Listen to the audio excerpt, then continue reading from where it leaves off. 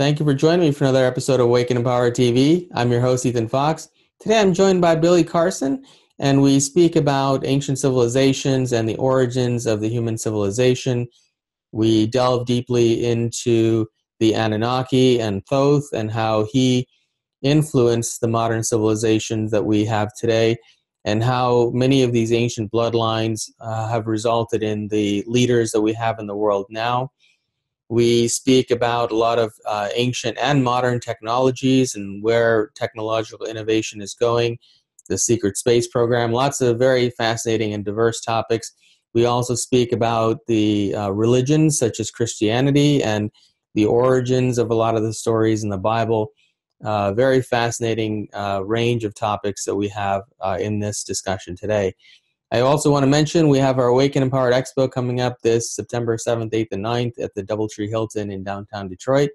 We'll have 3 days of a variety of fascinating topics and workshops and new healing modalities you've never heard of before, because we have people there who'll be presenting things for the very first time.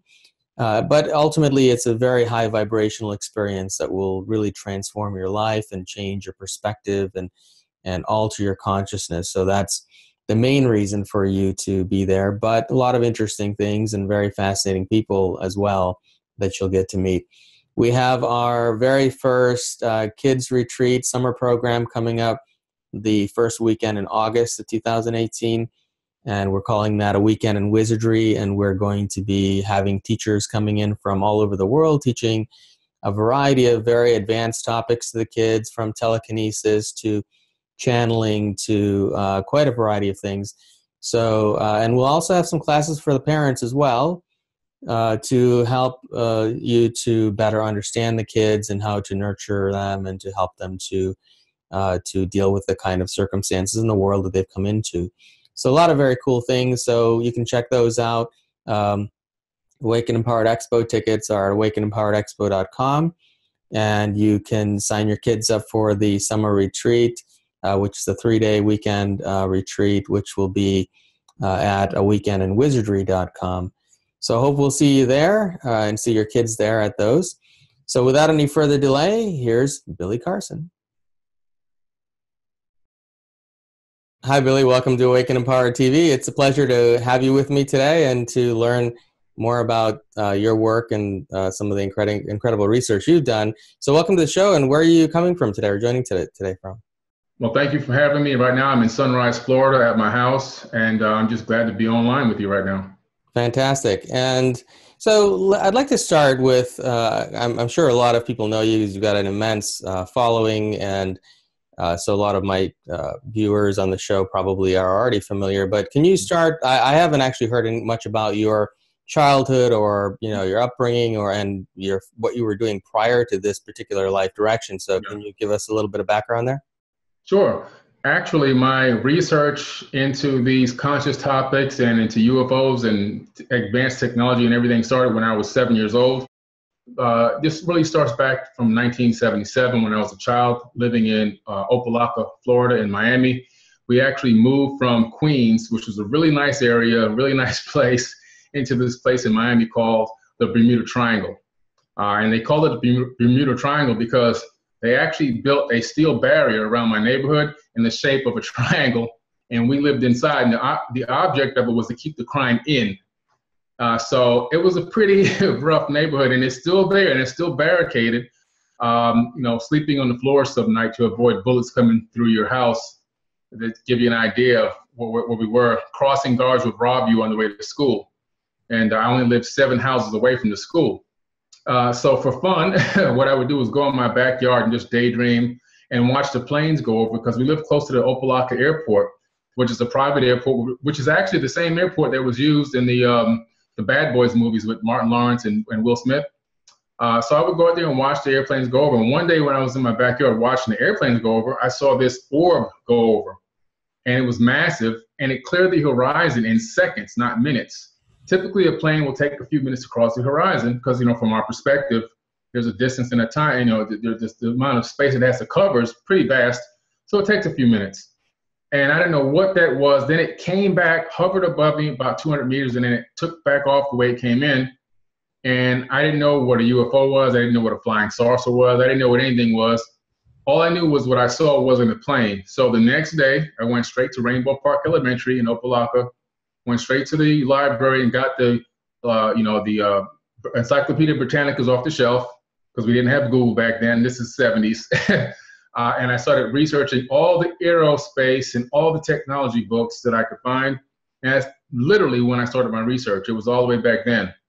And I've been going at it ever since. And it kind of evolved from researching these technologies, trying to find out what I saw. Didn't really find anything there. Then so now talking to certain specific friends, and we built a clubhouse in the back of some woods, and we would talk about these things. And then it evolved into sharing VHS tapes with conspiracies and information on it. Then it moved into cassette tapes into the 80s. Then it moved into exchanging CDs, then into DVDs, and into forums and web blogs and websites, and now social media. So it's been a long road to get to this point. And through that process and path, I've been a businessman, entrepreneur my whole life. So I've been doing sales, marketing, and research for other companies as well. I kind of took that same excitement that I had for researching for myself and put it to work for me, and to help generate sales for other businesses and companies, and became fairly successful. I started a nonprofit corporation called .com Marketing Group in 1999, back when nobody really knew what .com was. They didn't even know what the internet was.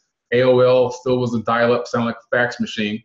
And actually that situation that I was, trying to get into and build really cost me my first marriage, because it was so stressful on the relationship, trying to really invest, losing almost everything, trying to make this .com thing work when nobody knew it existed. And I ended up building it into a multi-million-dollar corporation that I sold to a publicly traded corporation much later. And then it gave me a lot of free time to do more research, and gave me 7 years where I did nothing but study, read books. I read over 1,000 books. And I trained my daughters. I became a Team USA volunteer coach, and a volunteer coach in several AAU programs. So between those two things, it's typical I did was coach and study.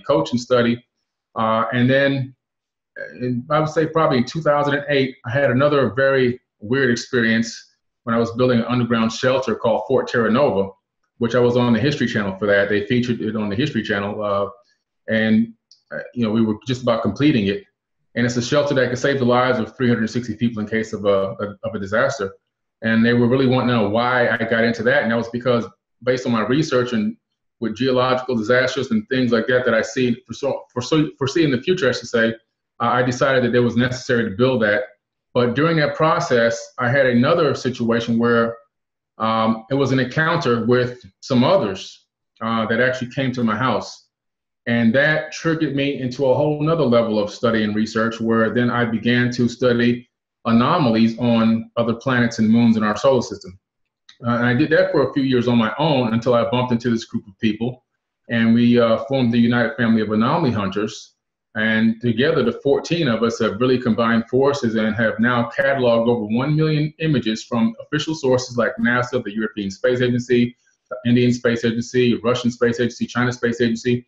And we have now cataloged over 50,000 anomalies in our solar system collectively, and some of these have made international news.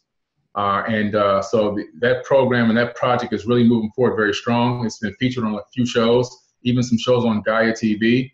And some of our discoveries are so astounding and amazing. These are some of the things that I show at the conferences that I speak at. So that project kind of took off from that thing. And then other than that, I've just been, doing my own studies and my own research. I'm finishing up some courses in neuroscience at MIT in October of this year, and I'll get my certificate for that. But other than that, I'm pretty much self-taught. I'm a contributor to the Huffington Post, a contributor to Thrive Global. I'm a registered international journalist, and I'm an entrepreneur and business magnate that's just been, fairly successful in everything I've pretty much tried to get into. And now I'm building this social community, and we're very excited about it. So now, Gaia TV saw me, and they followed me a little bit, and they said, we'd like to have this guy.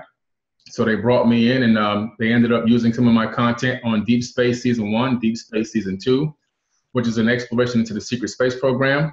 And then also they put me on another show called Ancient Civilizations, which is another original series by Gaia, produced by Melissa Tittle, who was the former producer for Ancient Aliens on History Channel. So I'm on season 1 of that, and hopefully I'll be on season 2 of that show as well. And I've been on Beyond Belief with George Norrie several times, and interviewed by Sean Stone of the Buzzsaw several times as well. And so now I'm trying to get my own show. So I'm pretty excited about everything. And this is why you only sleep 4 hours a night, right? Exactly. If you go to sleep, man, you miss out on all the opportunities. Now, from what I understand, your father has a very interesting background as well. Can you talk a little about that? Well, my father is a Blackfoot Indian, and he had an experience actually not too long ago where he was followed by, according to him, a UFO.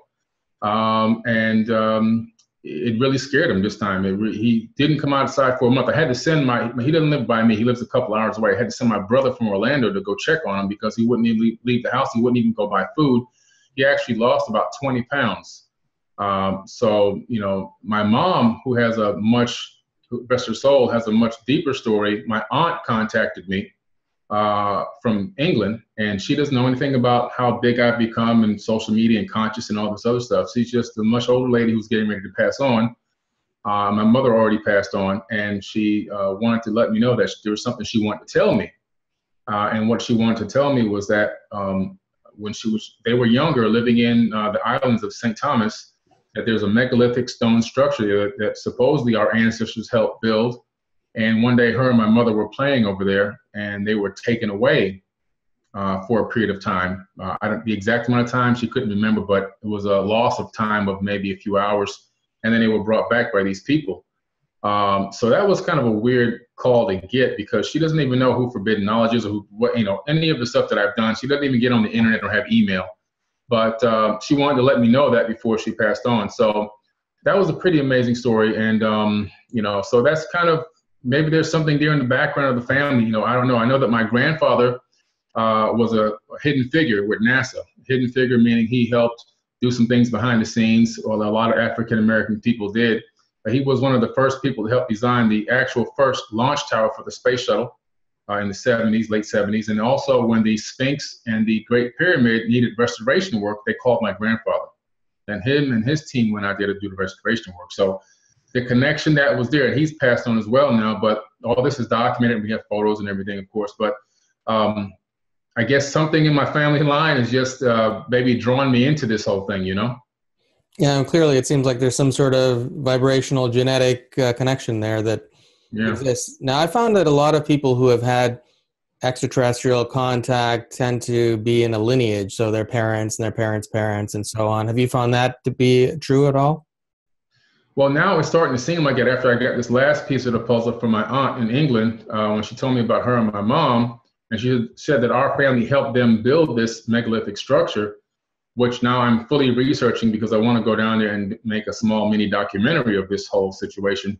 So it's really amazing that, between myself, between my father, between my mom now and my aunt and everything else, it's so bizarre. It just really seems like, well, maybe there is something going on. Are we being tracked, followed? Are we somehow being watched? I just really don't know, but I know that I'm so driven into this information and content based off my life experiences and some of the things that I've researched that it's almost a part of me. So, maybe there's a particular group or line of people that they follow for whatever reason. I mean, we don't know. If somebody's a million years ahead of you technologically, you don't even know what they're up to, So let me be clear so I understand. So you're saying that your family's ancient lineage built this structure? Yes, according to my aunt, now this is just according to my aunt, there's no documentation for this, but according to her, that our family in ancient times helped these people from another place build this structure, which I'm going to go do a documentary on, and that we were part of that. And then, like I said, my grandfather, with only an 8th grade education, rose to a high level in the military and was a master architect and helped design a lot of things. But one of the main highlights of his career was when he was on the top secret mission to do the space shuttle tower, which ended up then being declassified, and we got to see all the pictures and everything else, and him on the tower and everything else. And then, of course, like I said, the one that, the Pyramid of Giza and the Sphinx. That's amazing stuff, I mean, they just don't call you up and say, hey, come down and work on the Sphinx. So they got plenty of people you can call all around the world. Why him? I have really no idea. So this ancient structure that your family lineage worked on, have you considered how old it was or how long ago it was built? It's got to be a couple thousand at least, maybe more. A lot of these megalithic structures go back, further than the death of Christ or the time of Christ, if you want to call it that. But I really can't wait to get down there. I want to take some samples. I want to dig down a little bit around the surrounding area, because you can't really date rock, but you can date some of the organic material that's around it. So I want to be able to take some samples, take some core samples, really dig down maybe 5-10 feet, take some of the surrounding material from around the structure and see if I can get it dated to get a rough idea, and see if there's any additional leftover pieces of tools, equipment, or whatever, anything that I can get my hands on to take to somebody and pay them to professionally date this, this structure if possible. Now, do you find that, now I've had a number of archaeologists on my show, and we've had them out here to our conference in the years past, and there are a lot of theories. Obviously, mainstream archaeology dates these ancient structures as being built fairly recently, but a lot of the more more modern or more alternative archaeological viewpoints tend to point to previous to 10 to 13,000 years or even before that. Even further. You find that which timeline does your research correlate with? My research is going back two processional periods, precession of the equinox. We're talking 36 to 40,000 years ago. In my personal opinion, even looking at the records, I just did a book called The Compendium of the Emerald Tablets, which is on pre-sale right now. And through my research into the Emerald Tablets, the book, the tablets appear to truthfully be, aged to about 36,000 years. Now, in the Sumerian tablets, you discover that Thoth is told by Enki to build the Great Sphinx. So now you're going, okay, wait a minute. We know the weather patterning on the Great Sphinx is saying that it's not 4,000 or 5,000 years old. And when you look at the time frame that they're now saying before the last ice age, well, you have a lot of chaos going on at that time. So, and archaeologists all around the world agree that's not a great time to build a megalithic structure like that. So you want to go back another processional period. So before you know it, you're back in that 36,000 year range, right around the time. And in the Emerald Tablets, Thoth says that he built the Great Pyramid, and these are 36,000 years old. So now it's syncing with the time that Thoth himself is saying that he built the Great Pyramid.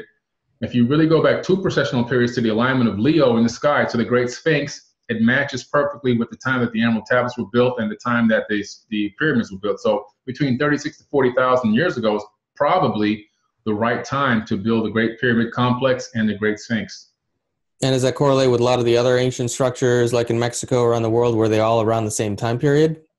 Well, the Mexico structures came not too much, geological timescales, not too much further ahead than the ones in Egypt, because Thoth ruled over Egypt for 14,000 years himself.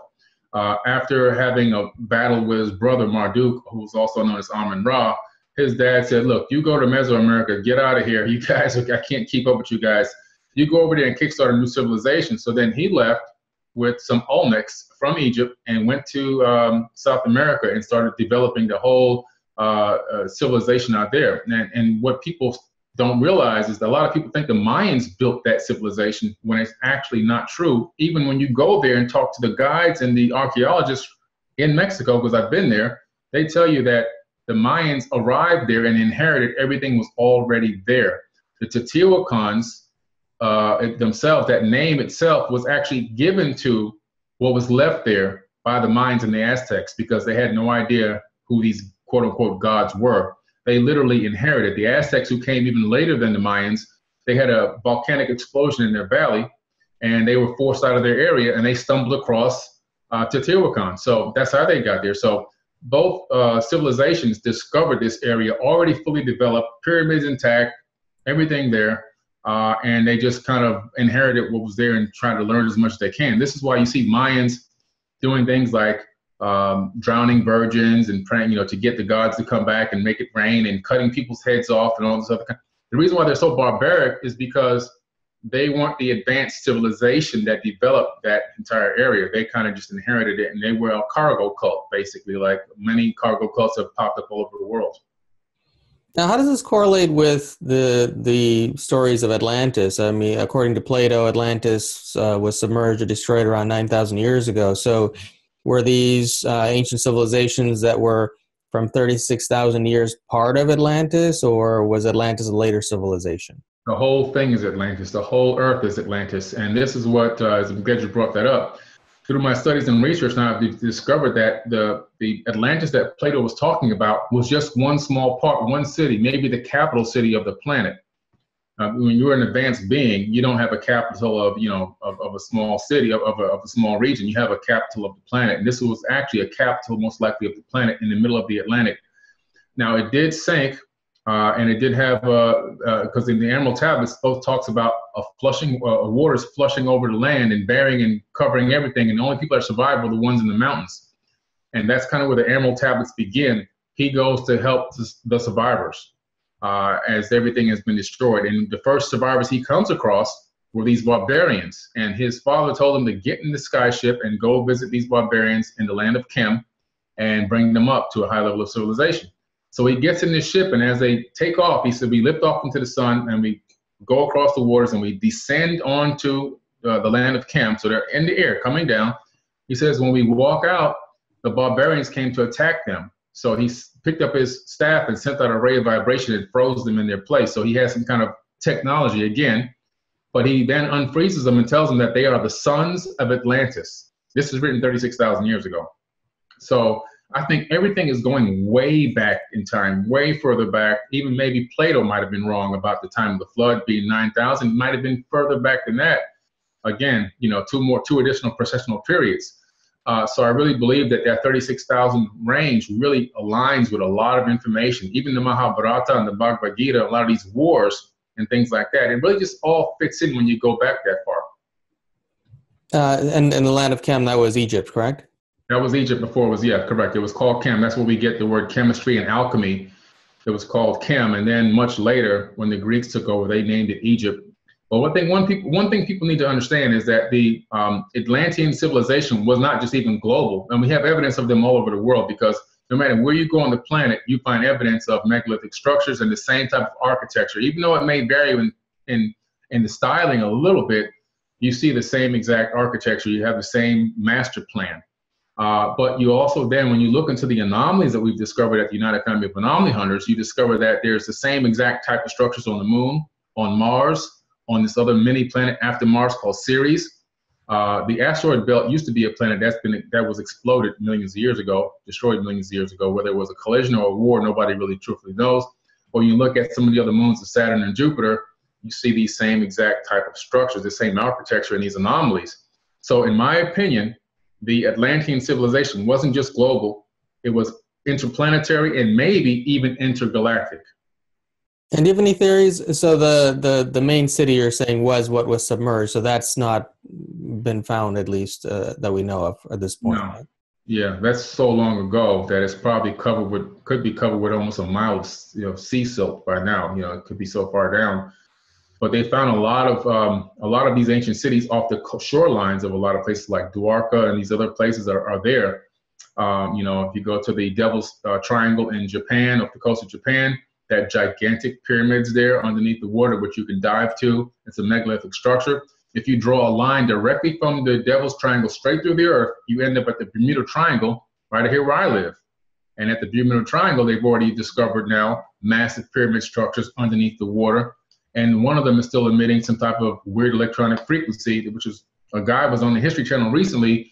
He took a little paddle boat out away from the main ship and was recording the frequency that potentially could have been the reason for causing some of those older vessels to disappear or crash or whatever happened to them. But they are down there. So researchers know for a fact those pyramids are there. So it's an amazing, accumulation of facts that let you know that the Atlantean civilization was a global one. So this pyramid is in the Bermuda Triangle. Yeah, Bermuda Triangle, there's a pyramid. There's actually a structure of 3 of them there. And then when you go, and the one that, the biggest one is larger than the one at Giza. And this is run by radar and side scan radar. And it was discovered by some researchers out of Cuba and another island. But it's definitely there. It's official research. It made international news about 4 years ago, I believe.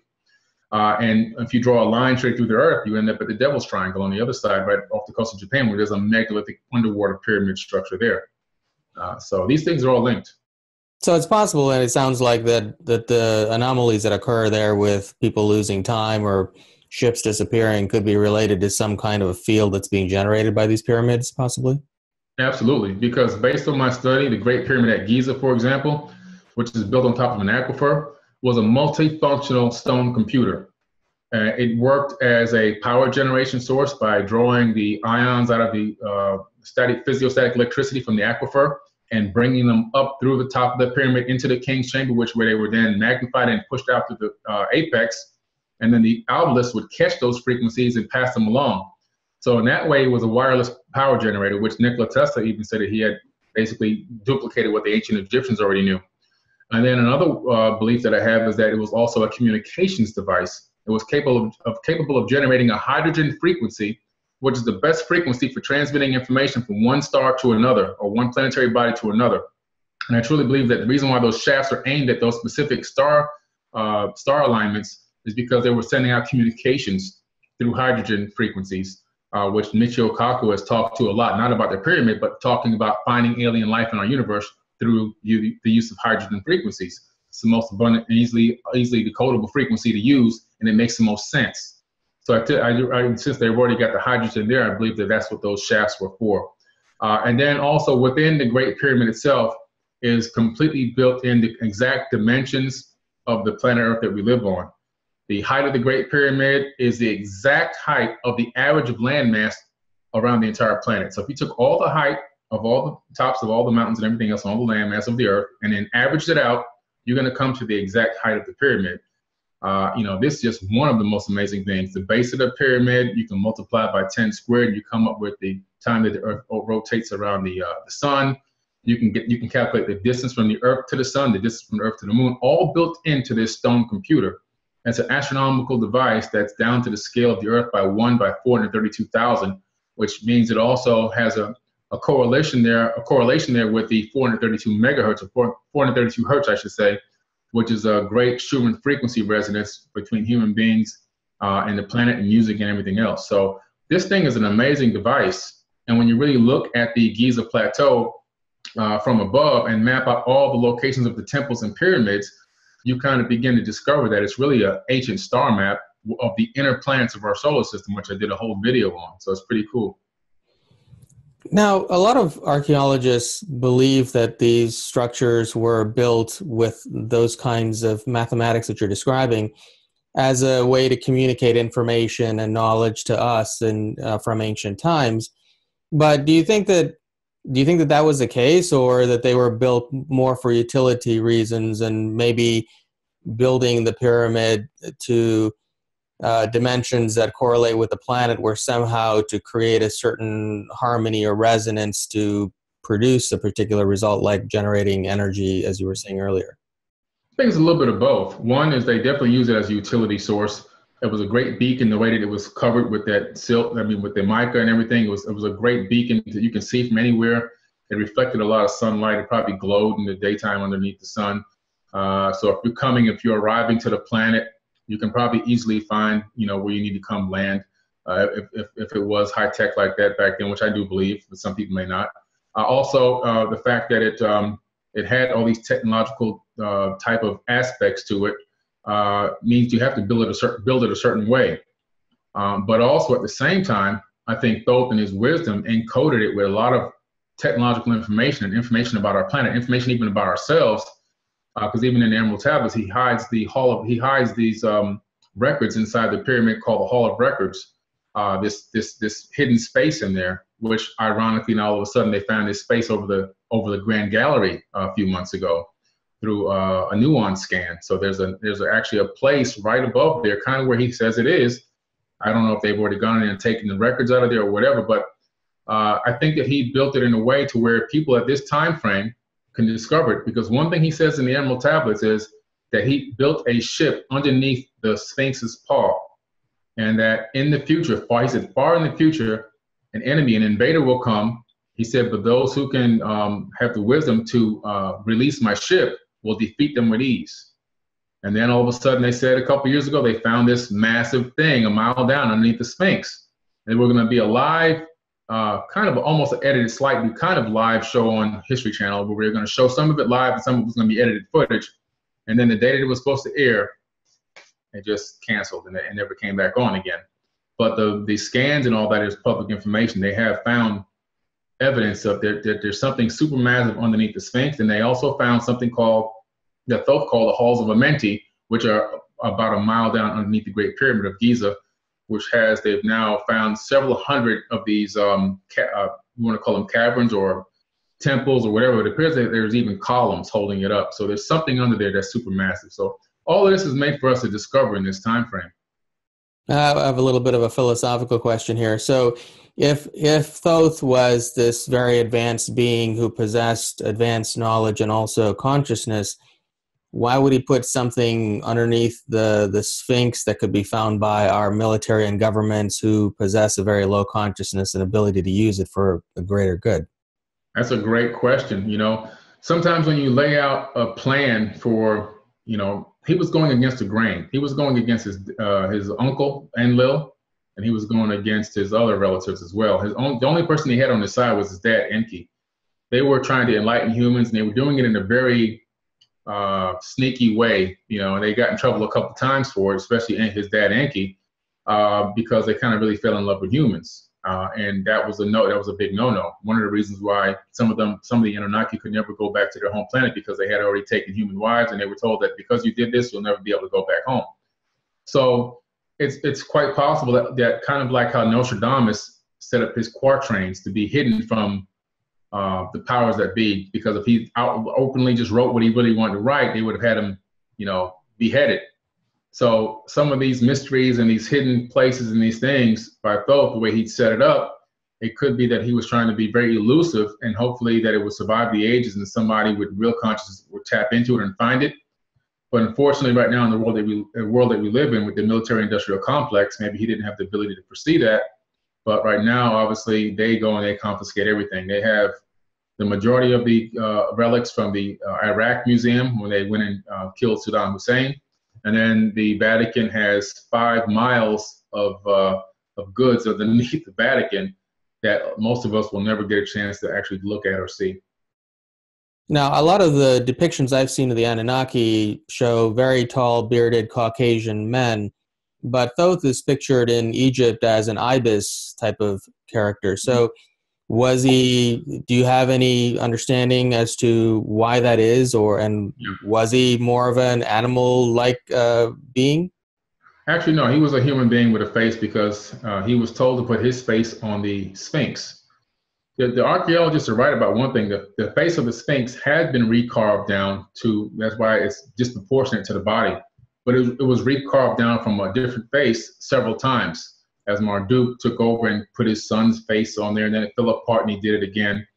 But the face of the Sphinx is what they look like. And these people, to be honest with you, what they look like in the older time, when you see the older depictions of them, we look like them, number one. But they were, from the description that you get in the tablets, it wasn't that they were particularly Caucasian. They appear to be albinos. And the reason why I say this is because much later, they then create the Caucasians at the Caucasus Mountains. So they're almost, their skin was never described as pale, but as glowing.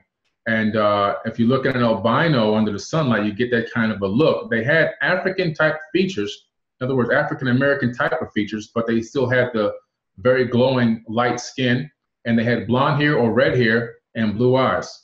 And this is also evident when Atrahasis was born, who was also known as Noah in the Bible. In the Bible, in both accounts, the baby is born with bright skin and blue eyes, and that's made him stand out. But the people, the real parents that were there, who, they were black, because they start off with the black-faced people who were also destroyed in one of the wars in the Sumerian Tablets as well. So the first person that was born, the Adamu, the first man, not the first person, I should say, but the first advanced Homo sapien, I should say, that they gave birth to through genetic manipulation after many, many trials, was a black person, which they call the Adamu.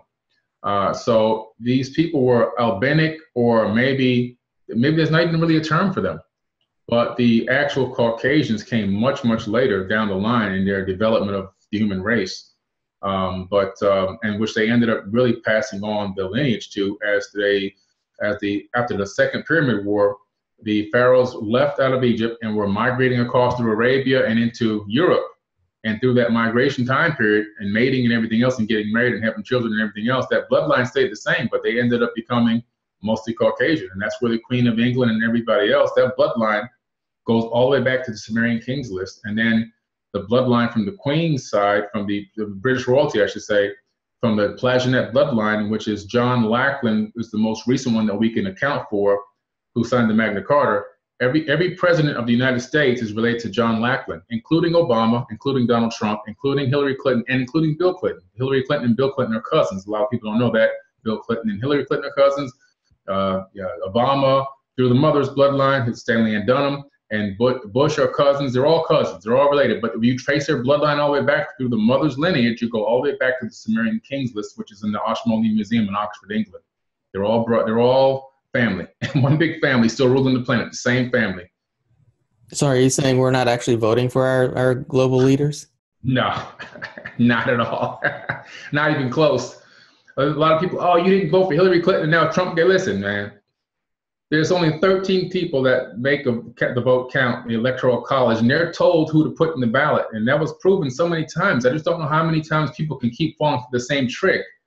It's almost like, somebody does they put the 3 cards in front of you and they move it around. And they keep it in the same spot every time, and you still don't know where it's at. It's crazy, the 3-card money game. So they've shuffled the deck, they've done everything, but it's still the same end result. And nobody will do the research to realize that your citizens of the United States never pick a president. A president is selected, not elected. So it's crazy.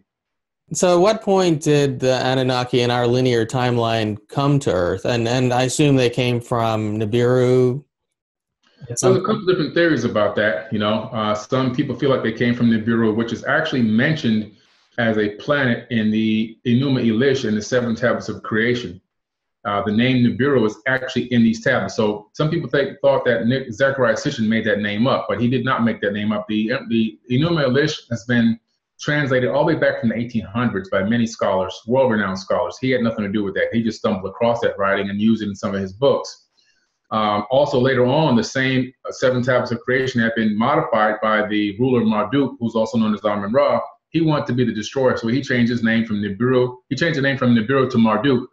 And the story in the 7 tablets of creation is basically that this Nibiru planet smashes into Tiamat, which was the planet that is now an asteroid belt, and destroyed it. It's spoken of as if it's a war, so it's hard to anticipate whether is it a war or is it a real collision from 2 spatial bodies that happen to be in the wrong place at the wrong time. We really can't decipher that or figure it out. But it's just it's really strange that all of this has gone on and the information has been put out to the people, but nobody's really dug into it enough to realize that this is how we got our solar system. Part of Earth, the reason why Earth is so flush with water and everything else is because when Tiamat broke up, it became part of Tiamat became the Earth.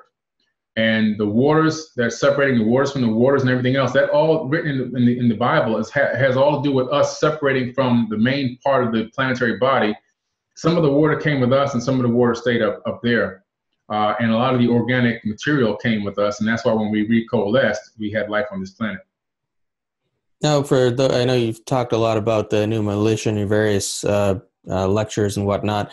Can you elaborate as to what that is and what the origins are of that? Sure. Austin Henry Layard discovered this back in the 1800s.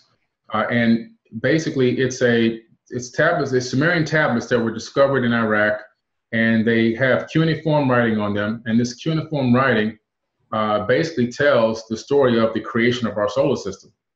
And it's really an amazing story because it goes back further than any history book you ever looked at. Typically, what happens is you look at the Science Channel or something else, and they come up with these theories.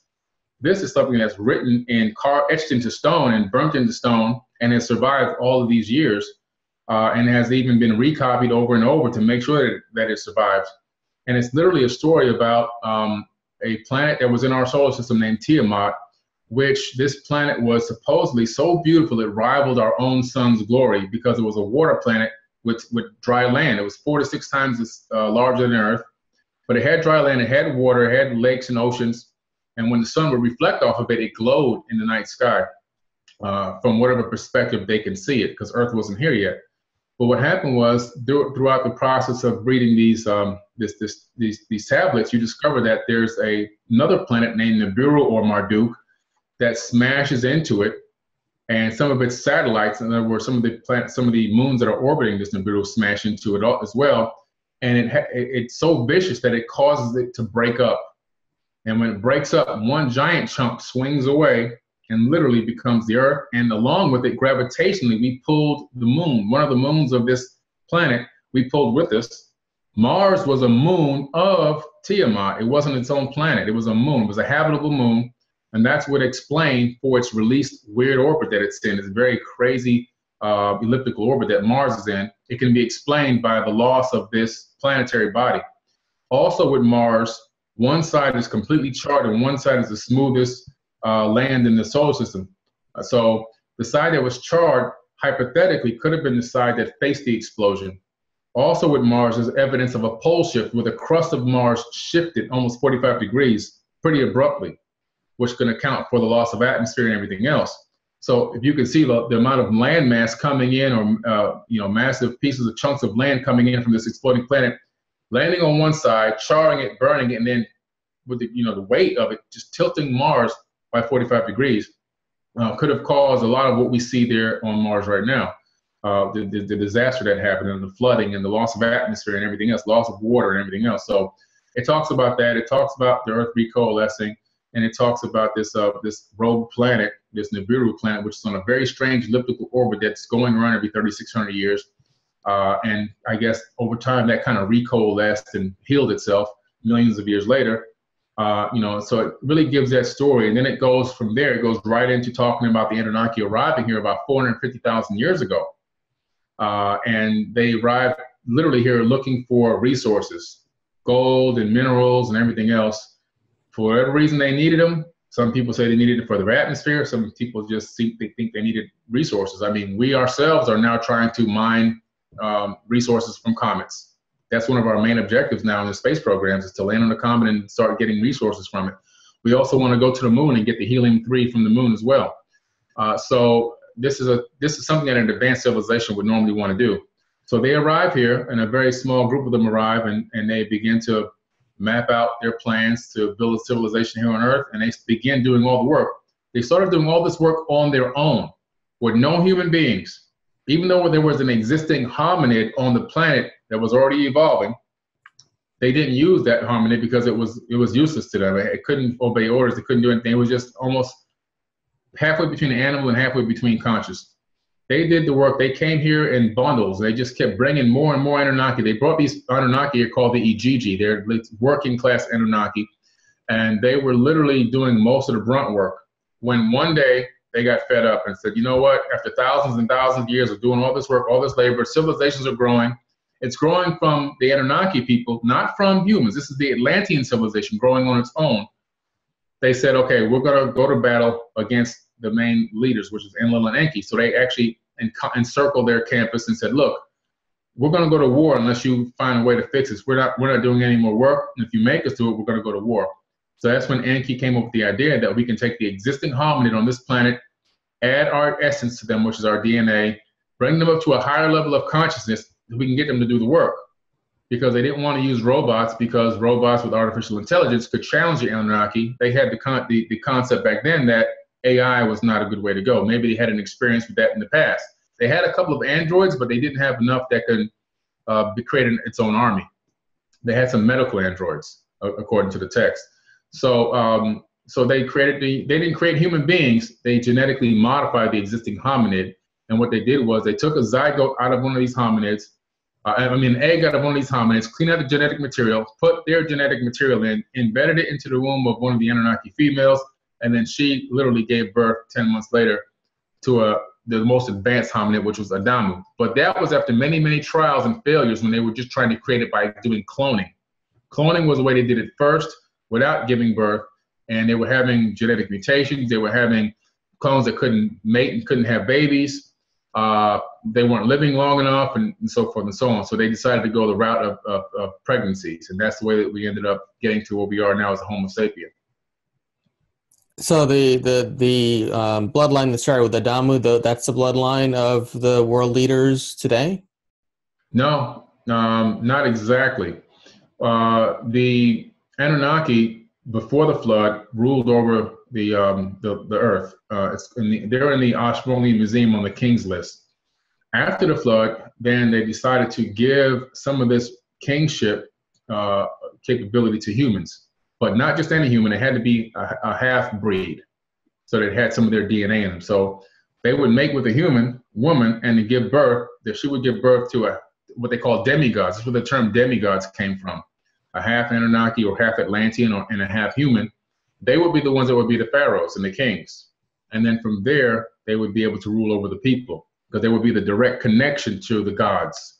So that's really when it started. After the Great Flood is when it started, the bloodline that's ruling over the earth, that's directly related to these Atlantean Anunnaki people.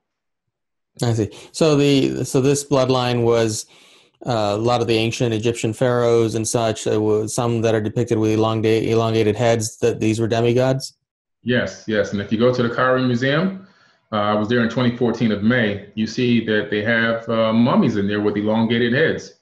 And Thutmose III, and quite a few mummies are actually still in there now. And a lot of these statues that depict them, the ones that aren't in there, they're depicted with these massive heads. And I think that was a genetic mutation or part of the lineage of being half human and half Anunnaki. Like Akhenaten, his skull was massive, his wife's skull was massive, and all his kids had these elongated heads, including King Tut, which was his son. And when you look at that, you go, wow, it's amazing. And another thing, in all the records, you always find that they say that you can easily distinguish between a human and a god visually. So when you're looking at them, you know this is a regular person, and you know this is not a regular person. Why is that? We all have two eyes, a nose, 2 ears, and a mouth, but it's because I think it was the head and probably the color of their skin and their eyes. Now, a lot of more conventional viewpoints speculate that this was just headboarding that they did to elongate skulls, like a lot of ancient or a lot of indigenous tribes still do today. What evidence have you seen that these are actual beings that existed and their brain capacity was just larger?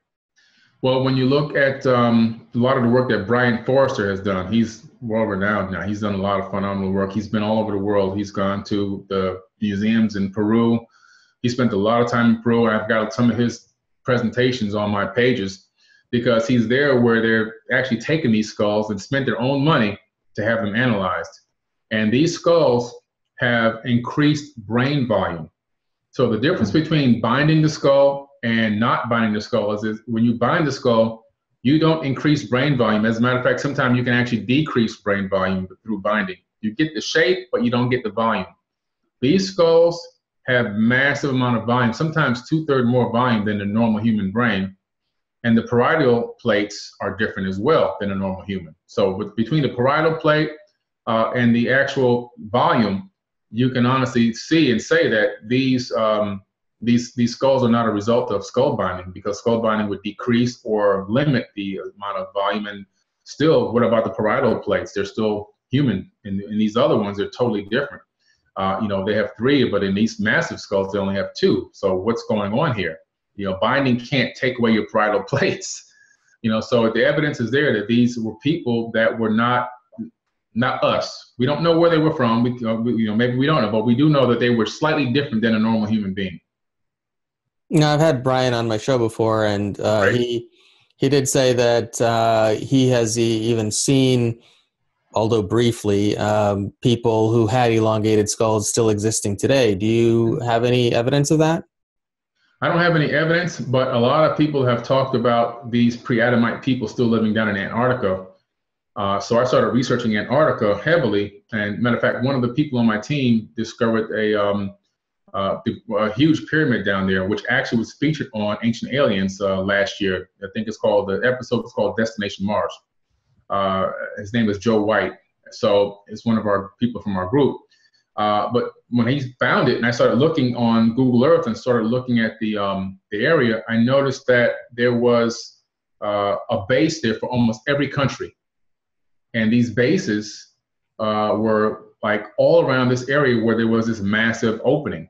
What is this opening do? It's like a 40 or 50 meter opening, and then there's also another base there owned by Rothschild and Rockefeller, the Rockefeller Foundation. It's down there. So I'm going, wait a minute. Why is the Rockefeller Foundation in Antarctica, and why are all these countries down there? And they're by this, these anomalies that, in my opinion, are very strange, or maybe shouldn't even be there. What are they there for? Then you have Buzz Aldrin, who went there, I think it was the beginning of last year, and he was down there with some world leaders, and he made a very weird tweet where he said that we're facing the ultimate evil. These people are the ultimate evil.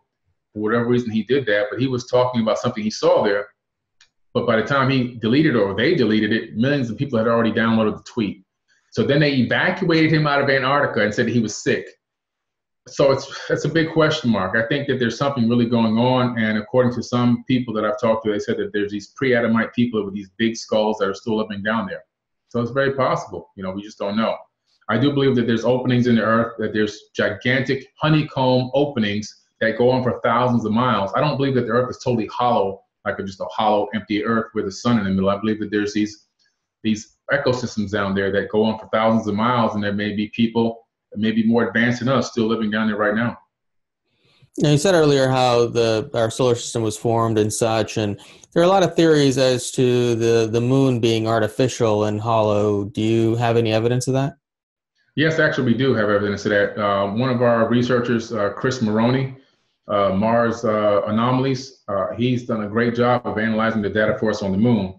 And he's analyzed all of the USGS radar data for the moon, and all the Arecibo data that we got back that scanned the moon. And you can see from his data that we put out that there's a penetration of the surface of the moon about 30 meters. So we're actually getting in beyond the surface dust and the surface ground of the moon and going into the actual moon structure itself. Inside the moon structure, in this radar data that you can get from the main official websites, you see structures underneath the ground. There's structures beneath the ground. And so what it appears to be is that, I don't know if it's hollow, but there are definitely substructures on the moon that, may still have people in them. You don't know, because when we have the black box tapes from Apollo 11, and we have the black box redacted documents as well, but they didn't redact everything. There's one segment in there that they didn't redact from the voice file. I don't know why. And they didn't redact from the documents from the black box that say, as they're flying over, I think it was Neil that says, look at those convex domes down there. I bet the people in there never get out. So it recorded everything. If they sneezed, it was recorded on there as well. But that was a statement that they made, look at the people down there. I bet they never get out. So that's on the Apollo 11 mission black box, which is available to the general public as well through Freedom of Information Act. It's available now, so everybody can download it and listen to it. It's pretty amazing stuff. And to me, it really lets me know that there's probably people living underneath these domes. One of the images that I took was an image from the Apollo 11 where the lunar module was ascending back to the command module. Because I said, let me see if I can go to some old video footage and then turn the contrast down and see if I can see any anomalies instead of looking at these doctored NASA photos. So I found an old original video from NASA, and I took it I screenshot it, I put it in Photoshop, and all I did was literally turn the contrast down, and right away this massive dome structure beneath the lunar module popped up. And when you use the measuring tool, you find that the structures inside this dome were probably 1.5 miles to 2 miles tall. It was an amazing find that I made, which has been published and put out there, even was on Gaia and everything else. It's a pretty good anomaly, massive anomaly. Now, you've also found pyramids on the moon and a variety of other planets, right? Can you talk about some of those?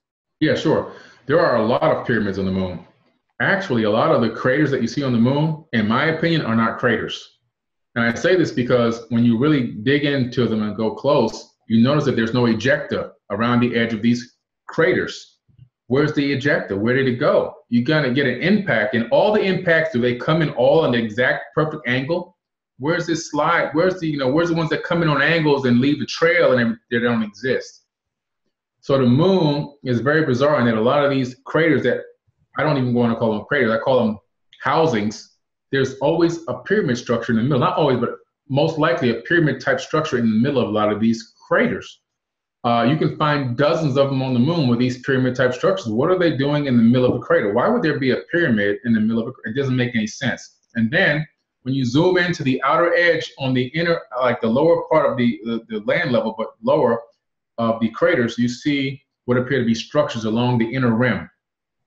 And you can even make out windows and things that would appear to be windows. We don't know what they are, but they look like, I would call it, if I saw it on Earth, I would call it a window. And there's dozens of those. And there's also one structure on the moon that actually resembles the exact shape and size of the Sphinx with the surrounding walls on Earth. There's another spot like that on the moon. It's mind-boggling. Why would this be there? You have to scratch your head. And when you go to Mars, one of the very first anomalies I discovered on Mars, I had that experience with these others that showed up, and the thing that I walked away with after they left was it was worldwidetelescope.org, and it just kept ringing in my head, worldwidetelescope.org, and I'm getting, I don't even know what this is.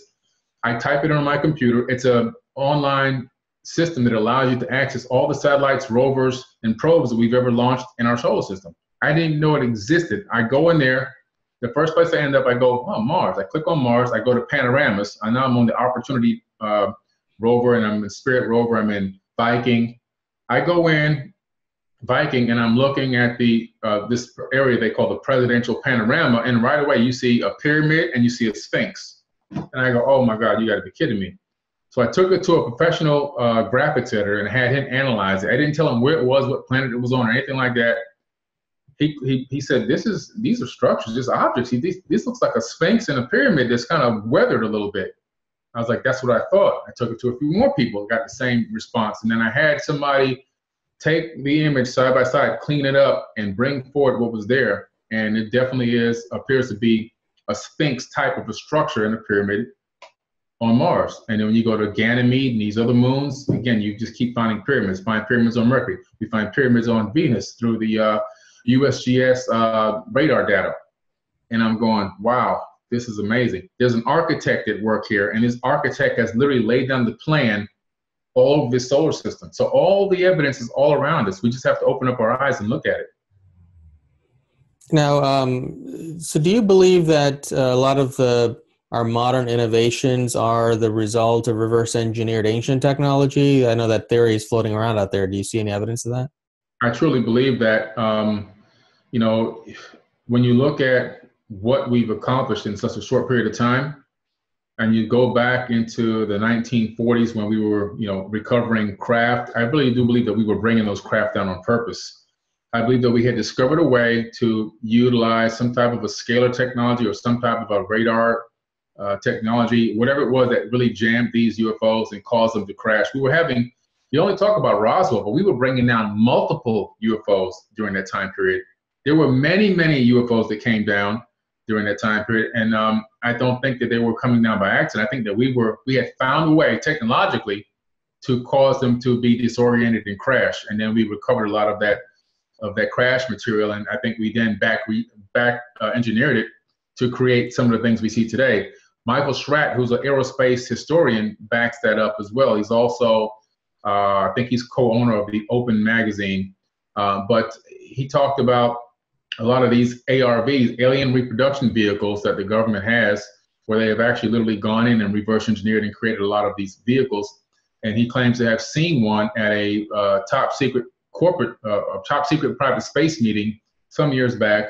It was a UFO type of a vehicle that we created, that we owned, but it had the capability of going from Earth to Mars, leaving Earth in the morning and going to Mars and still being back by lunch, according to Michael Schratt. He's an aerospace historian.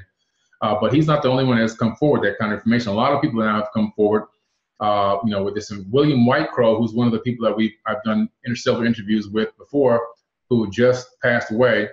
And it's a big question mark. He had done a couple of interviews with us on Mars Moon Space TV. The last one we did, he said he had a big announcement to make for us about, he was officially registered. He was military. He had all the documentation, but he had been on a Mars mission before. And he had something that he had canceled all his interviews, and he was only going to tell us. And the morning of his death, he told us that he was going to be able to get this information to us. He couldn't wait for the interview. And then later on that day, we found out he was dead. So we'll never know exactly what he was going to let us know, but he was a person who said that he actually had been to Mars in one of these craft that was described by Michael Schratt. So, who knows? So much is out there. So how far advanced do you believe our technology really is beyond what we see in the mainstream? I mean, in the mainstream, we see things like the space shuttle, and that's what we think is our most advanced technology. But what really do you believe is the case? Yeah, the space shuttle and the whole NASA space program is really a front for a much bigger program called the Secret Space Program, where behind the scenes they have technology that will blow your mind.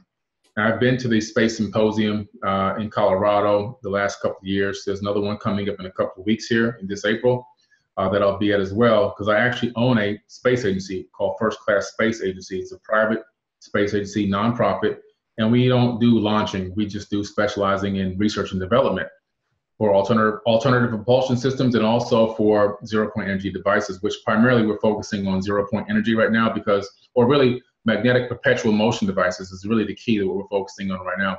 But because of that, I have had access to people at high levels in aerospace. And I can tell you that forget 50 years ahead, forget 100 years ahead. Right now, they're 300 years ahead of us. 300 years ahead of the general population technologically. Whatever you can think of has already been done. Wormhole technology, time bending technology, time travel. Not time travel by a person walking back and forth through time, but by sending data packets back and forth in time. That's already been done. Teleportation has already been done over many miles, not of a physical biological entity, but of inanimate objects and molecules. Already been done. The ability to use EM drives to fly from here to other planets has already been done, according to some of the people that I've talked to. So, what's going to happen is we're going to get trickle-down effect of a lot of this technology over a very, very slow period of time while everything remains in the dark and is done behind the scenes. And what kind of work are you doing in Zero Point? Are you having any breakthroughs in that area? I know that's a lot of people talk about innovations occurring there, but you never actually see anything coming to market or even being... Yeah, it's very hard because once somebody comes up with something and then they go to actually register and patent it, then the government takes it over. That's why it disappears. It's not because they didn't accomplish anything. It gets taken away through kind of an eminent domain. So we have a couple of plans that we're working with around some of these issues that I really can't talk about, but we've got a couple of ideas that are very interesting. I have created a very small perpetual motion device that can power a laptop, cell phone, light bulbs, and things like that using magnets. The key to it now, which I'm working with a couple of new engineers that I'm talking to actually next week that they're going to volunteer with me, is to try to increase torque, because without, you have to increase torque. That's the key. That's the trick to the whole thing, to get it to do bigger, to power bigger devices and bigger sources. So, but there's a couple things you have to do in order to make sure that what you're working on doesn't get taken away. And so we're working on a couple of things that I can't talk about yet, but we're working on something right now to make sure that can't happen. So it's a device that's currently operational, that's perpetual motion, that does generate power indefinitely. Already generates power. Very, very small device, very small amount. And it's not even a rapid. I wouldn't even consider it a rapid charger for like a laptop or a phone, but it will charge it using just magnets that are repelling each other, literally. And so it never plugs in. There's no Kickstarter. There's nothing to plug in. There's no other power source other than the fact that it's creating its own energy through rotation. So, I'm not the only one that has something like this, but there's a way to make it bigger and better, to make it function where it can power a house or office. But that takes a little bit more money, which we're working on getting some grants for right now. And I got to get these other engineers on board because we have to increase torque. And, well, quartz crystal produces electricity. So why do we need something that is a motion device to do that? Well, quartz crystal does produce electricity, but you have to put it under a lot of pressure to get it to generate frequencies that you really need. And then a lot of it's kind of ambiguous where you can send and receive data and information through one, but getting it to consistently put out a specific amount of ohms and things like that and volts is very difficult. So that will take a lot more research and a lot more money to go into, although it is a viable way to go, but we just don't have the resources for that right now. Mm-hmm. And we don't have, we need a big machine. You have to put it under a lot of pressure. Now, going back to Thoth, or Thoth rather. Yeah, either way. Yeah.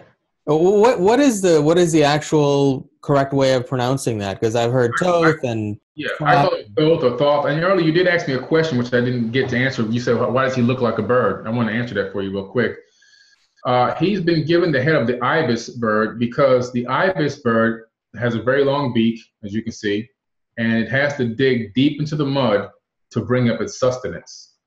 So it's really just an archetype, and it's saying that he always goes into the darkness to bring people back to the light. And that's all he talks about in the Emerald Tablets, is helping man seek the light, find out that they're truly powerful beings, that they're capable of all these great and amazing things. They just don't know it because they're dwelling in darkness. So that's why he was given the depicted with the head of an ibis. It's because of that. But he didn't have a bird head. He really did have a human face, or a humanoid face, I should say. Now, I've heard some intuitive channels and such, speaking about some ancient races having more animal-like facial characteristics and so on. Even the Anunnaki and some of the ancient religions talk about a fish-like humanoid being. Have you seen any evidence or any writings that suggest that there were beings that were not entirely human, or even reptilian, for example? Yeah, you have quite a few. Like even in here, I have an example of the Ubaid culture, some statuettes that I've luckily enough to acquire that are literally showing reptilian people, reptilian heads, reptilian faces. Even one of them is breastfeeding a baby. So they were humanoid, but they were reptilian by nature. This Ubaid culture existed out there in Iraq. And apparently, it seems to me, they might have been here long before the Anunnaki even arrived. They may have been here at the same time, cohabiting. And then you have these Nomo, which the Dogon tribe and the Zulu tribe talk about. The Nomo, which were these fish Anunnaki people that came here from Sirius B, which is a star that ran out of fuel in this star system, which is a trinary star system, so many light years away from us. But they came here from this star system and taught them information about our solar system, about sciences and everything else, which they have still passed down through all the generations, all this information. I mean, even the Dogon tribe knew the color, the shapes and sizes of all the planets in our solar system, how far they were from each other, and they even knew about Sirius B, which can't be seen by the naked eye, before scientists discovered it, and I think it was the 1970s or whatever. So they have all this information in their verbal history brought down. And when you go into Sumerian tablets, you find that there are Sumerian tablets with these normal people that look like they have on a fish suit. Either they are fish people or they have on a fish suit. For whatever reason, maybe it depicts the fact that they had the capability of swimming, or they had the capability of going underwater for extended periods of time. We really don't know, but you know that Enki was also called Poseidon by the Greeks. And Poseidon obviously is the god of water. So it all continues to tie together. Did they have an underwater base? Maybe that's why they call them the water people. The Nomo call them, these fish people. We don't really know, but there are depictions of fish-type people and reptilian people. There is one account in one of the tablets where one of the Anunnaki actually married a person from another planet. So these people could have been multiracial. And one reason why I say that is because when you look genetically at a human being, a black person, a white person, a Latin person, whatever, an indigenous person, you discover that there's actually a 2% variance genetically in the races. So yes, we're all one subatomically, but there is really a real difference. And that percentage of difference can't just come through regular evolution. That would take more multi-millions of years to happen. And in the Emerald Tablets, Thoth tells, at one point after they build the civilization, he tells his people that were on the ship with him to spread out all over the world and start civilizations. And I'm wondering if these people, as they spread out and went to their own areas on the planet, did they genetically modify their own race of people, their own signature stamp, so to speak? And was it a part of what they really were? Was this a multiracial crew that went around the planet and then launched all these civilizations. It's a possibility. Again, we'll never know. We can only hypothesize, but it's definitely well worth of thought. Now, a lot of the ancient stories, such as in the Bible and such, it sounds to me like they predate the Bible by many thousands of years, and many of them seem to correlate with the life of Thoth as well, correct? Oh, man, absolutely. That's one thing that people really need to understand. The Bible is completely plagiarized from much older texts, some texts that go back 36,000 years. And most of the Old Testament is all Sumerian tablets, almost some of it word for word. And that's why you got to tell people, when you're into something, you need to really research what you're reading and figure out, where did this come from? Because then you discover, you go back to the Torah, then you go back to the Talmud, and then you go back to the Sumerian tablets. And by the time you get to the tablets, you find out that there's so much information that has been left out purposefully and mistranslated, maybe by accident on purpose, that you're not really getting an accurate idea of what you're really reading and studying. What you're reading and studying is a shadow of the true reality. And then when you go into the New Testament, wherever Jesus is speaking, his words match the words of Thoth in the Emerald Tablets. But the only thing is, Jesus was 2,000 years ago, Thoth was 36,000 years ago. So which came first?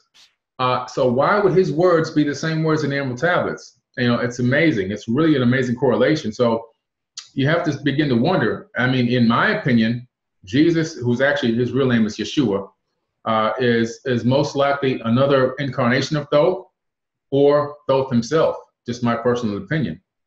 Or maybe he could have been Thoth's son. Maybe they artificially inseminated Mary, and that's how she had a virgin birth. Because Mary's mother, Jesus' grandmother, was also a virgin birth. So Mary was a virgin birth from her mother. A lot of people don't know that. So this could be, again, establishing a bloodline for a specific reason. And when you look at it technologically, you realize artificial insemination is something we do every single day now. But if you have the technology back then, you could do it, but it's going to look like magic. It's going to look like God did something incredible. And I don't think the God of the Bible is the God that created the universe, because I do believe that there's a creator of the universe, because I believe in quantum physics. Quantum physics proves that we're living inside of a creation. This is a light matrix. It's created by something or someone. But when you look at the Bible and you really analyze the ancient text, you discover that anywhere where you see the word God, it translates into gods with an S. It's mistranslated. And these were actually these Anunnaki relatives set up all around the world, fighting each other over land and resources. They became very bitter with each other over time. And these wars that are in the Old Testament, specifically in the book of Deuteronomy, are these Anunnaki gods sending humans to cities that they've never seen, that they don't even know exist. They don't even know the people. And in the words of the Bible, it says, kill the women, kill the children, kill the animals, siege everything, take everything you can. If you rape a woman, you can make her your wife. This is in the book of Deuteronomy, which nobody wants to read in church. So it's like, this is in it. But when you really analyze it, you discover that it's this God going against this God and going against this God. And when Marduk took over, he said, okay, I'm tired of all these gods. I'm the one and only God. You give praise to me. At the end of everything, you say Amen, Ra, which is where we get the term Amen. We're giving thanks to Amen Ra, the most brutal ruler of all time, pretty much. And he's the one who ushered in monotheism and ordered Akhenaten to then begin to deface all the other gods all over Egypt and everywhere he could, and say that it's only one God, which is the sun disk. The God is me, Amen Ra, and everybody prays to me. He was the one that ushered that in, monotheism, and had Akhenaten carried it out, which is why they wanted to get Akhenaten out of there, because he was erasing all the history from Egypt. So it's amazing stuff.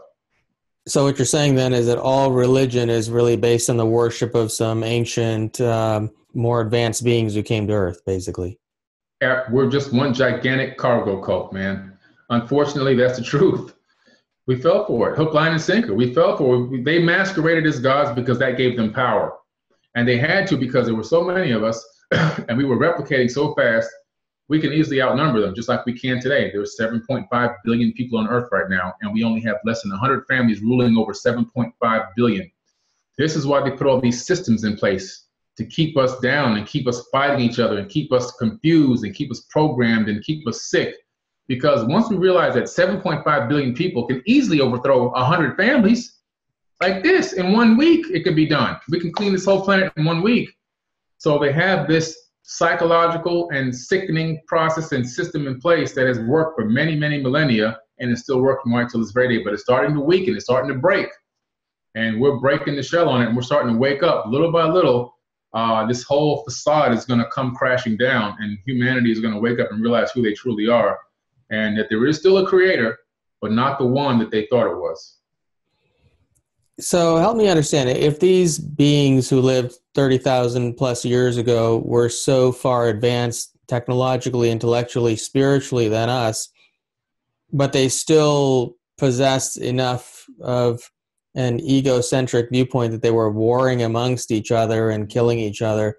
Yeah. How is it that we as human beings have any chance of advancing and evolving to a more loving, heart-centered world if they possessed apparently more advanced knowledge and wisdom and consciousness than us? Yeah, well, that's a good question. You see, all civilizations rise and fall, including advanced civilizations like them. On Earth, we've had risen to a very high level of civilization before, 4 times, according to the Mayans and many other ancient accounts. We're living in the 5th world now. So these go back to the yugas, the Kali Yuga, the Tretaya Yuga, the Dwapara Yuga. We're right now in the Dwapara Yuga right now, trying to get ourselves back into the Silver Age where we can head to the Golden Age. Well, if we're doing that, hypothetically, these Anunnaki beings can do that as well, because according to texts that I've read and studied, it seems as if there was some type of a space war, a war between planets in the Pleiadian star cluster, between Lyrians and Sirians and everything else. And then people left there, went to the Orion. From there, it broke out again, and people then, they rise and fall of civilizations. And some people came to another area, maybe it was the Sirius B, the trinary star system, and then from there, maybe to Earth. So what happens is with these Anunnaki, when they were on their home world was ruled very, very strictly. It was like a kingdom, like a matriarchy and everything else. So they had strict rules, and they followed those rules. It seemed like they had really abrupt endings if they didn't, the way that they talked sometimes. But when they got to Earth, it was almost as if, the first people who went out on a caravan and came to the wild, wild west, and everything was like, just shoot somebody and kill them and go home and eat dinner and, you go to sleep at night. Nobody's going to arrest you. It was almost when they came to Earth, all that pressure of being ruled over and the laws and rules and everything else kind of started to slowly go out of the window. They started making slight adjustments here and slight adjustments. Oh, we can do, well, you know what? We can get away with this. Well, now we can get away with that. And before you knew it, it was the wild, wild west. After they had a couple of children and their children had a few children, the next thing you know, it was just open season, no rulership, no real true kingship, no real leader. It was just open season, wild, wild west. Do whatever you want, say whatever you want. In the Sumerian Tablets, Enlil, I think this is in the Enuma Elish, the humans are multiplying too fast, and he's getting tired of them. And he goes, you know what? Just kill them. Kill some of them, dry out the crops, and put out a disease. He gives them a disease like a plague. Put out a plague. Just shut them up. So he would starve them. He would kill them through diseases. We were like cattle and animal to them. It was just wild, wild west. Nothing for life, no care about life, no care about the humanity of it or spirituality about it. I think that over time they just went and did whatever they wanted to do. And just as if we were to send a crew from here to somewhere else and let them alone, eventually law just goes out the window. I think that's just part of the cycle. And I think that they themselves are in this cycle of rise and fall, rise of consciousness and fall of consciousness. And I think that they're in that cycle just as we are. The only difference between us and them is that they live a lot longer than we do. Yeah, and so it sounds to me like that same pattern of behavior is still being orchestrated today by those who are from those bloodlines, right? Yes, absolutely. They want a dark, dim world. They truly believe that, in their own words, that they're supposed to rule over us, that they're supposed to be the shepherds of mankind, and they don't want to see us succeed in any way, shape, or form other than to be just a means to their end. And what they want to do is a lot of them, they just want to get back off the planet, which is why a lot of that money that gets missing from the Pentagon and all these other black budget programs goes into a secret space program, because what they're doing is they're getting back out into space. They're starting up breakaway civilizations, in my opinion. And the human beings on this planet are just chattel. They're just, we're just here to keep grinding gears, just my personal opinion. So is Nibiru still out there? Is it still inhabited? And so what happened to the original Anunnaki? They just continue to live out here, or did they go back on Nibiru and After move the on? last pyramid war, there was another war, which evidence of it is in Mohenjo-Daro in the Indus Valley. The dead body is still laying in the street, full of radiation right now to this very day. Also, you can go into the sands of Egypt. You can find balls of glass in the sand, which requires 3,000 plus degree temperature heat to create that, which means there was a very big blast. Again, more evidence that it was truly another pyramid war, which Amen-Ra Marduk escaped through a hatch. One of his scribes came and helped him escape through the Great Pyramid. He hid in there and he helped him get out somewhere and he escaped. But so the evidence of this war is being here is everywhere. And what was the question again that you were leading me to? The question is, what happened to the Anunnaki? Did they? Oh, yeah. Yeah. Right, correct. So basically what happened after that was some of them left and some stayed. Some had claimed that because their body had been so adjusted to the gravity of Earth, they were told that they can never go back to their homeworld because the homeworld was 4 to 6 times the size of Earth and the gravity would crush them. They had become too accustomed to too many thousands of years in reduced gravity. Some had already taken wives and had children and didn't even want to go back. And some who were mostly living in their ships above the planet, like Anu and some of the others, and Amun-Ra mostly ruled from his skyship, they left and potentially went back. So there was a split off. Some went somewhere else and some didn't. The planet itself, if it exists in our solar system, has been discovered. Something has been discovered and been documented, not just more analytical data, or now they actually have it tracked. We're tracking the location of this object, which is in our solar system, and it has its own mini solar system around it. Astronomers have actually come forward on TV, on the news, and said, yes, and here, this is it. They named it Biden, believe it or not. But yeah, whatever. But it actually is a brown dwarf star that has planets orbiting it. It's far outside the orbit of Pluto, and it orbits, according to them, our sun every 4,200 years is what they're saying. So there is a planetary body out there that's orbiting another brown dwarf star in our solar system. So we live in a binary solar system. We have 2 suns. One is our yellow sun, and one is a very small pale star, which is still massive according to the size of the Earth, but it's still, to us, it would be big. But it's a brown dwarf, and you can only see it in 2-mass infrared mode. You can actually go to worldwidetelescope.org, go to 2-mass infrared mode, and if you have the coordinates, which I know the coordinates, you can actually go there and you can actually see this brown dwarf out there that has planets orbiting it. It's pretty cool. So now there are a lot of theories in ancient stories, such even in the Bible, which, as you're saying, predates the Bible. A lot of these beings were said to live for thousands of years or tens of thousands of years in some ancient writings in India, for example. Yeah. What is it that, now, there are some theories that there was some sort of a shroud around the Earth at the time that caused lifespans to be longer. Yeah. Do you have any theories, or were there any writings that explained how it is that these beings in ancient times lived for so long? Yeah. In the Emerald Tablets, they obviously had mastered the ability to extend life, because Thoth talks about going to something called the Halls of Amenti. And the Halls of Amenti are these halls that I told you about earlier that are discovered underneath the Great Pyramid Complex. He would go to underneath the Great Pyramid Complex, and in this Halls of Amenti, there were these rejuvenation chambers. He literally says he would lay in a rejuvenation chamber for 100 years. So he would disappear for 100 years to rejuvenate the body that he was in. And he did this. By the time he had wrote the tablets, he had already done it 100 times. So that's 100 times 100. So he had done 100,000 years in rejuvenation over eons, just to give you an idea. Now, also he talks about they have the capability of transferring their consciousness into other bodies or other avatars. So they can clone a body and then transfer their consciousness from one body into another. This is how advanced these people are. So living for extended periods of time is not even a question for these beings. Now, when they created the Homo sapien, or they genetically modified a hominid and made the Homo, I hate saying that they created us, because they really didn't create us from scratch. We were here, but they modified what was here. They reprogrammed us.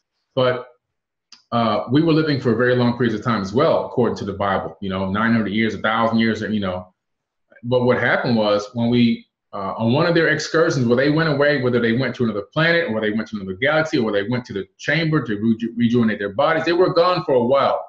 Enlil comes back, who's also known as Yahweh in the modern Bible, and he sees them building this Tower of Babel. And he goes, wait a minute, they're building this tower. In my opinion, it could have been a spaceport trying to mimic or even maybe realistically was technology, and it shocked him, and he destroyed it immediately. Not only did he destroy the tower, but then he says this is key, because he says it in the Sumerian Tablets and he says it in the Bible. The Bible copied it from the tablets. My spirit will not abide in man forever. His years shall be 120. So from that point forward, the maximum lifespan of a human was 120 years. And here's where it gets interesting. When you, right now in modern times, you can look it up on Google. At Harvard, scientists discovered that chromosome number 2 had been genetically modified in the distant past, and nobody can figure out who did it. This is peer-reviewed, vetted science in the Science Journal, that chromosome number 2 in a human being was taken apart, then fused, and then 2 caps were put on each end called telomeres. It's called a telomere to telomere fusion. Now, these telomere caps have like data in them, if you want to call it that. They have buffer material inside these telomeres. And what happens is every time your DNA and your cells replicate, the buffer gets smaller and smaller and smaller and smaller. So under pristine conditions, a human being should live to 120 years based on the telomere to telomere fusion. We're living less because that's the way they have us with all the disease and cancer they're feeding us and everything else. But 120 years should be a human lifespan maximum. Now, they discovered that they can shorten the life of, they can extend the life of these telomeres in mice. So they have mice living 3 lifespans longer than normal. Now they know they can do it in humans. Here's the amazing part, though. The scientists said that, guess what? These telomeres will allow a human to live 120 years before, now that they can extend it. But the caps that we currently have right now match the Sumerian tablets in the Bible with modern science. Again, verifying what was said in the ancient times is actual fact. And now we know how to extend lifespans. The only thing now is we have to make sure that we take back control of this planet, because what will happen is the elites will begin to sell us time. Now, I've seen some nutritional supplements on the market nowadays that have been scientifically tested, and they show the evidence of that they actually do lengthen telomeres. Is that what you're referring to? Well, no, they have another scientific process. I mean, nobody's really released it to the general population. So whatever they have is probably some type of organic compound that can that can extend telomeres. Because right now, there's a certain vegan diet you can go on that claim it will extend your telomere lifespan. So it's possible that these supplements can do that. But the real trick, the real science trick in the genetic laboratory has not been released to the general population yet. Only been experimented with on mice, and maybe, who knows, whatever else they do in the military. Now, have you ever heard of Babaji, the guru in India? No, I haven't heard of him. Okay, I asked that because apparently he appears every so many 100 years or so, and there are, now I've seen pictures of this, I've never been there, but there are these concrete slabs in this one area in India where he supposedly has his physical body encased in concrete every 108 years, and then he reappears alive thereafter. Wow. So it kind of reminded me of your story of Thoth a little bit. You look that up immediately, because that's an amazing story. That is phenomenal. That really matches the Emerald Tablets. Mm-hmm. Yeah, that's amazing. Wow. So apparently he's still incarnated today. I have met individuals in the past who apparently have physically met him. Okay. So now in the Bible, Jesus talks about how one day you will do greater things than I, or something to that effect, right? Mm-hmm. Now that is actually originally associated with Thoth, right? Absolutely. All of those speakings, all of those words he said, all those sermons, you can find almost word for word in some cases the same words but phrased slightly differently in the Emerald Tablets of Thoth. And basically, Christianity Jesus wasn't a Christian. Christianity is a level of consciousness. People then have taken it and turned it into a control system. Your ultimate goal in life is to achieve Christ consciousness. And what is Christ consciousness? Understanding the that everything in this world is that you should put out high frequency information. You should help people. You should love people. You should try to enhance people's lives. You should, all these things that you should be doing good in this world. And also then through meditation and other methods of, eating right, reduced access to electronics and TV and things like that, to bring yourself to a higher level of consciousness so that you can sync yourself through really, like in quantum physics, it's almost like a quantum entanglement. You can sync yourself back to the universal consciousness and the God consciousness and be able to live an abundant life free of the tethers of the pleasures of the flesh, but more fulfillment through spirituality. And I think that's really what it's supposed to be about. But I think people took it and just destroyed it. I mean, the Bible, truthfully, really teaches reincarnation. And a lot of the parts of reincarnation were actually kept out of the Bible. But even Jesus himself is talking about reincarnation when he's talking about returning, when they're talking about other prophets in the Bible that had left and then came back to life as different people, at different names. I think these are all situations where they're really referring back to some of this reincarnation information that even Jesus spoke about and was talked about even in the Apocrypha text, which was kept out of the Bible as well. And I think they kept it out of the Bible because if you have people that can realize that they may return back, maybe they feel like they'll do whatever they want to do and I'll get another chance another time. But it's also very profitable to keep people afraid of this, of hell, which was an invention, as well as keeping them looking forward to some type of a rapture, which was added to the Bible by William Darby, I think, in 1850. So all these fabrications that are in this book, but really the true nature of the book is supposed to be truthfully about ancient mysteries and higher levels of consciousness and how to achieve it. And it really has nothing to do with the religious rituals that go on today. Now, I've heard you talk about some of these religious rituals where offerings of animals or the firstborn son or whatever are given to the god in the Bible or in other religious texts. Yeah. And the origins of that were that these were offerings that were given to the Anunnaki for their own sustenance. Can you talk a little about that? Yeah, absolutely. This is an amazing idea that I came up with after doing a lot of research. And when I went to Egypt the last time, I talked to the archaeologist and he told me, yes, you're absolutely right. I mean, it's well known over there that people were hoodwinked. They would line up for miles to bring their first offerings of food and animals and lamb and everything else and duck and bird or whatever they had to this altar that we were standing at with this magnetic stone, and they would get a chance to rub the stone and ask the God to give them, to heal their son or give them a better crop next year and all this other kind of stuff. But in true reality, they were literally just bringing dinner. They were bringing dinner to the Anunnaki because the Anunnaki were not going to go out there in the field and go grow corn and all this other. But it was another hoodwink. It was another trick to get these people to bring the food to them. In return, they thought they were getting these massive blessings, but in true reality, it wasn't. There was one incident in the Bible where this being is playing a mind game on, I forget the name of this gentleman in the Old Testament right now, tell him to kill his son, sacrifice his son. He ends up telling him, okay, don't do it at the last second. It was almost like it was a sadistic joke.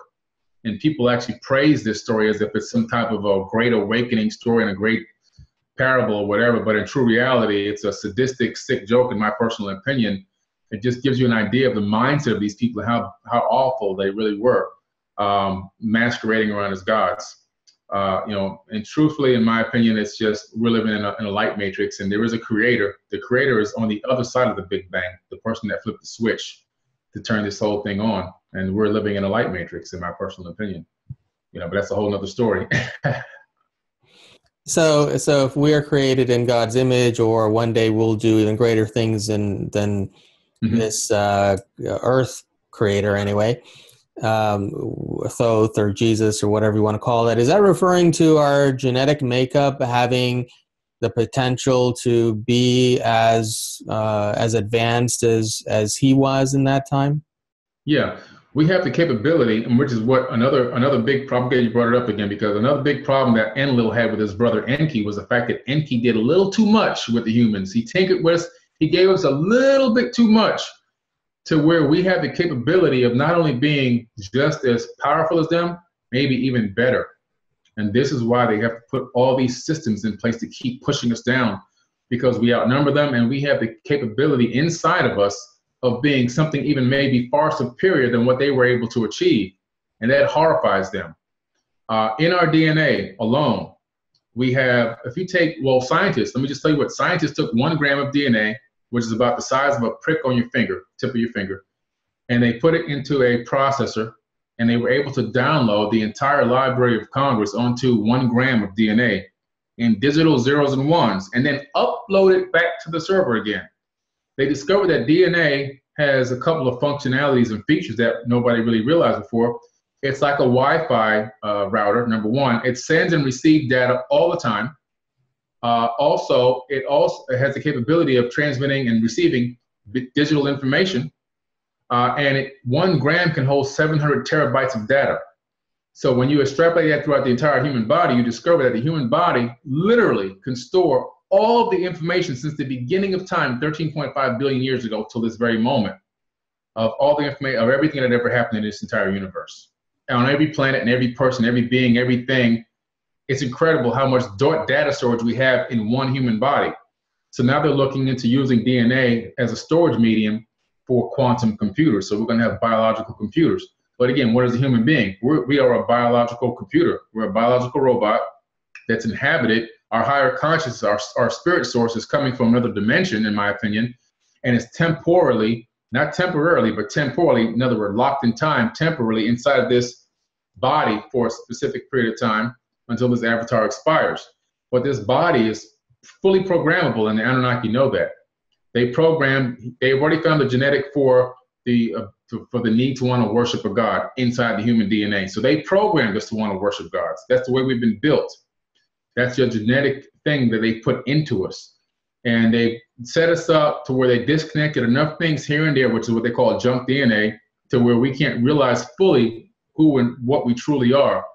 But through consciousness and through the rise of consciousness now, we are rewiring our own bodies and evolving into beings that are going to become eventually, in my opinion, potentially ascended light beings or ascended masters, where everything, probably by the time the golden age hits, will be totally enlightened beings that have capabilities beyond anything we've ever imagined.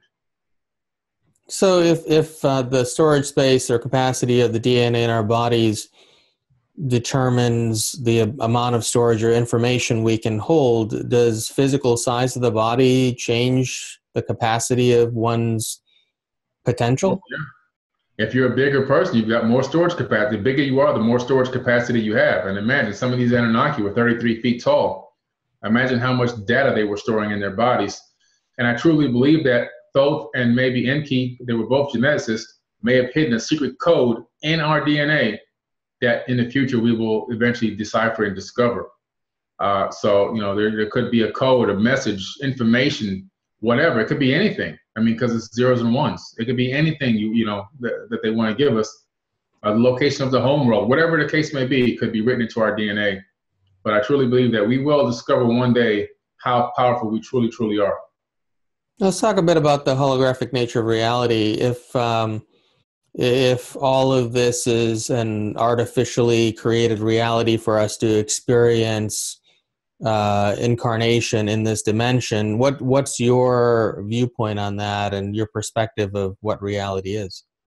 Well, you know, first going into what reality is, the way we see it now, I think it's all an illusion. Even me talking to you is just an illusion. I'm really talking to myself.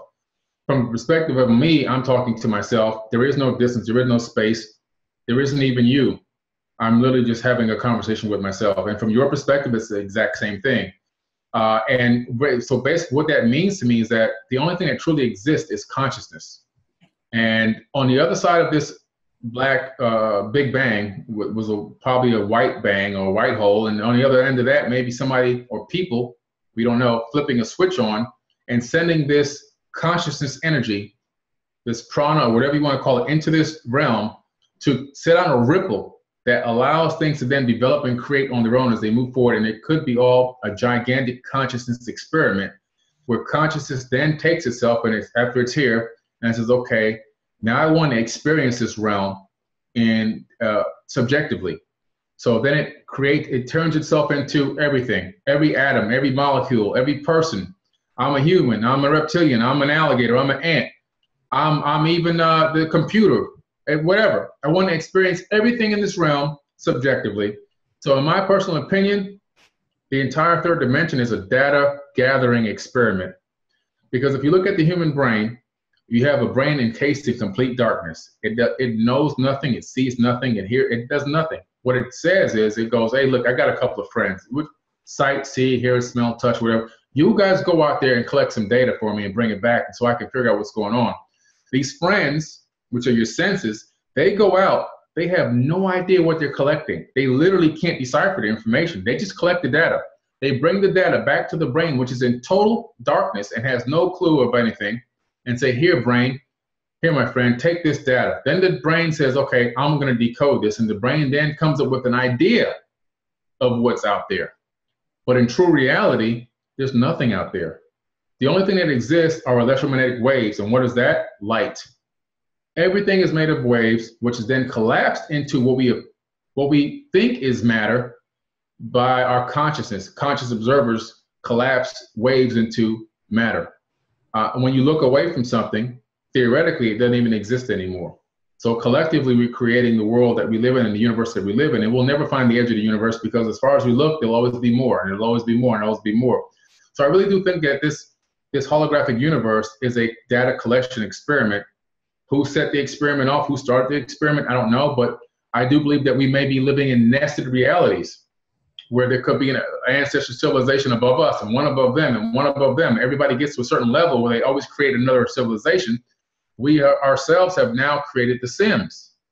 The Sims are now on the network. So even when you turn your computer off or your video game off, the Sims are still in there doing things. They're alive. Now they're saying that the Sims will be conscious within the next 8 to 10 years through AI technology. Like they have, Facebook has the AI now, so it's already out. When they give Sims AI technology, are they going to then say, how did we get here? Where did this Big Bang come from? What's the meaning of life? All these questions. Who is God? This is what's going to happen to the Sims. So now we ourselves have already experimented with creating our own universe with people inside of it that are conscious. How far will that go? Will the Sims then become advanced enough to create their own, their own conscious universe? So there could be trillions and trillions of universes out here created by people that live in ancestral universes or dimensions above, and it could all be one giant experiment for data collecting purposes. And I always relate it back to Meet Joe Black, the movie, where the death spirit came to take Joe away. But as he comes to take him, he decides that he wants to stay on Earth a little bit and experience life as a person for a little while. So he takes a body, transfers his consciousness into the body like Thoth, and he lives as a human being for a little while. And it was hard for him to let go and leave this realm, because life here could be very nice if experiencing the senses. So I kind of related to that, where consciousness really wants to experience life in a different way, and that's what we're doing here. And so from that perspective, what exactly is God? God, in my personal opinion, is the person on the other end of the Big Bang that turned the switch on.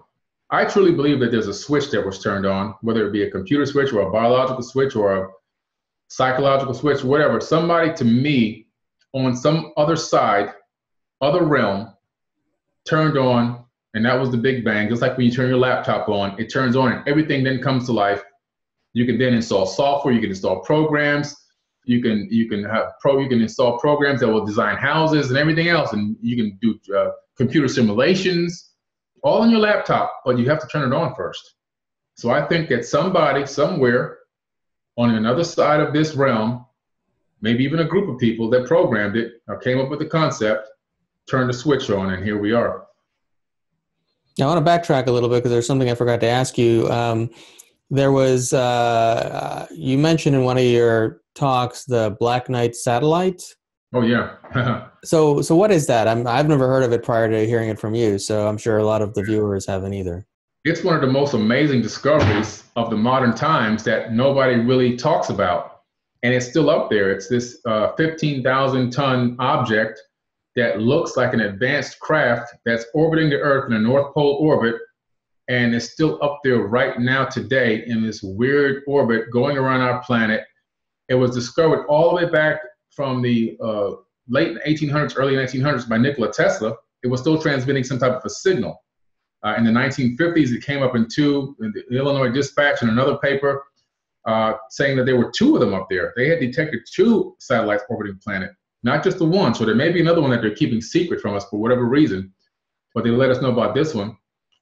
Then the STS mission saw it again in the 80s and took very good HD images, which are on the NASA.gov site till this very day. We just labeled them as space junk. But this object is up. It even made Time magazine, I believe, I think it was 1967. It made Time magazine. So this object is real. It's there. It's definite. It's not a question mark. NASA knows it's there. All the world leaders know it's there. Matter of fact, when they first really saw it in the 80s, they said maybe this is a Russian spy satellite. But then they came to the realization that nobody could put anything into a North Pole orbit at the time, and nobody can launch a payload with that weight. So they came to the realization that no, it's something else. Now, some ham radio guys back in the 50s and 60s deciphered the signal, and they said that the information that was coming from it was saying it was giving the location of a star cluster named the Bootes star cluster. But it was giving the location of the star cluster in the sky where it was based on precession 13,000 years ago. So this thing could be 13,000 years old. Now here's where I say, again, go back 2 processional periods and it matches to the time of Thoth all over again. The numbers keep adding up to the same number. It could be around the time of the pyramids and the Sphinx and the building of the civilizations and everything else around 36,000 years ago if you go back 2 processional periods.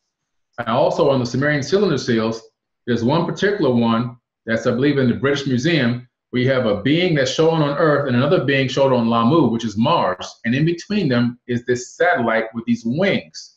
And I'm wondering if that could be possibly a depiction of the Black Knight satellite in ancient times, that it existed back then and they were using it to send information back and forth between planets. So it's a lot of question marks here, but this is an amazing anomaly that's there that every 2 years you can even see with the naked eye. And a very simple home telescope, you can pick it right up. So in the ancient stories of the Anunnaki, is there any explanation as to what happens to Thoth in the end? Is he still alive, or do you have any theories on that?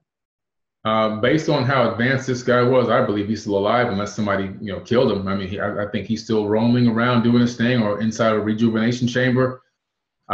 He's just really highly advanced on frequency technology mostly. He talks about using frequencies to create matter from the ether in the Emerald Tablets. I mean, this is really advanced stuff, so I think that a person like that is so advanced that they can literally be anywhere. I mean, there's one verse in there where he says he's traveled to many worlds to observe men, so there's obviously men, according to him, on many planets, whether they're us men, but maybe humanoid, but he's gone to many planets to observe people and see how they mature. And that takes a lot of time. So you got to go to see a race of people go from the caves to advancement. It takes thousands of years. And he's done this many, many, many times, according to him, in his tablets. So the possibility that he's alive is, to me, very highly likely.